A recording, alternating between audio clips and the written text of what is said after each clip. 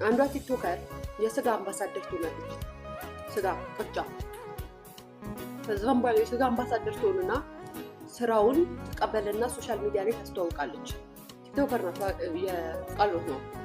ከዛም በኋላ ትጠይቅና ሚዲያ ላይ ይህን ማስታወቂያ መስራት ትጀምራለች።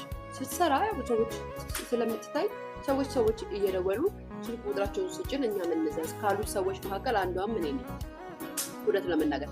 ከዛ በኋላ እኔ ግን ደስ የሚለው እንደዚህ ዝባዝንኬ ነገር ስለማድረግ እዚያው አንቺ አዘሽ እዚያው አንቺ ጨርሰሽ ምናምን ብያት ራሱ ጋር አላስገባሁም። ዛሬ ራሱ ገንዘብ ነው የቀረኝ አላስገባለሁ እና እንደዛ ነበር ማድረግ የነበረባት። እሷ ጋር ተደውልና ስልክ ቁጥር ትቀበልና ሰዎቹ ጋር ባለቤቱ ጋር ተደውልና እኔ ለምን አልሰራላችሁ እኔ ለምን ይሄን ነገር አብሬያችሁ ለምን አልሰራም ብላ ትጠይቃቸዋል። ሰዎቹ ደግሞ ደውለው ለዚህኛዋ ቲክቶከር ይነግሯታል። እቺኛዋ ቲክቶከር ደግሞ ወጣ ስም ሳትጠራ የሆነች ሰው እንደዚህ ብላ ትልቅ ሰው ናት እንደዚህ ብላ ቪዲዮ ሰራች። ከዛ ቪዲዮ ሲሰራጭ ድጋሚ ልጅቷ ይዟት መጣና ልጅቷ ጋር ቪዲዮውን አጥፍልኝ እኔ እንደዚህ ለማለት አይደለም እንዴት እንደዚህ አይነት ቪዲዮ ትሰድለኛለሽ ብላ ልጅቷ ድጋሚ ቴክስት አድርጋ ታናግራታለች ማለት ነው።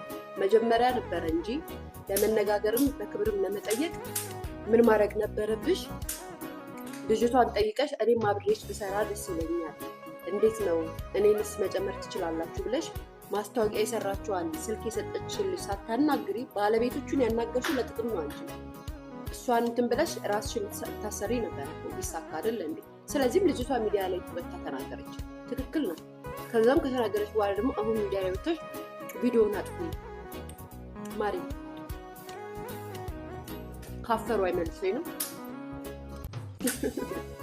ትእዛዙ ስንናቅ ነው እንግዲህ ቪዲዮውን አጥፊ ይታስቁኛላችሁ።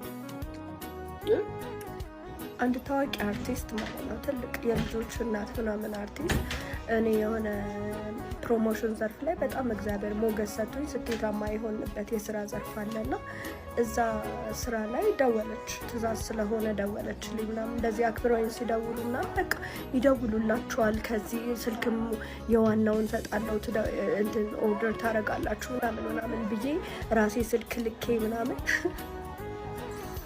ከዛ ልዘዝልሽ ወይ እንደዚህ ታደርጊያለሽ ምናምን ብያት ከዛ ደወለች ደውሉላት ምናምን ስላው ደወለች። እሺ ፕሮሞሽኑን ለምን እኔ ያልሰራላችሁ ላይክ ብራንድ አምባሳደር የዛ ስራ እኔ ልስራላችሁ እንዲህ ስላለኝ ምናምን ፕሮፖዛል ምናምን ማስገባት እኔን የሚያካክሉ ልጆች አሏት። ደግሞ ኤቭሪ ዲቴይል እኔ ማንም ሰው ላይ ቀርቤ አላውቅም ታውቃለች። እና በጣም ያዘንኩብሽ የሰው እንጀራ